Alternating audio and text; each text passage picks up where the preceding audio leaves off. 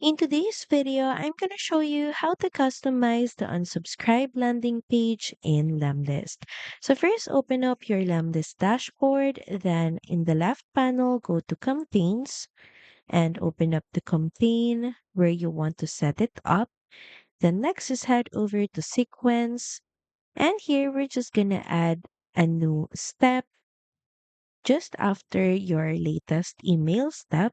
So click on the add button and here switch to conditions and the condition will be unsubscribe from email.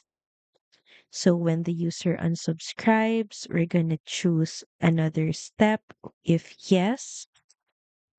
And here you can start creating a landing page through another email. And this is where you can edit the landing page. Here you can start customizing the message, add your branding, or adjust the confirmation text users see after unsubscribing.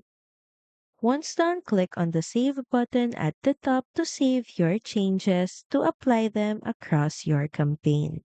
Thank you for watching this video. Also, feel free to use our affiliate link in the description. Bye!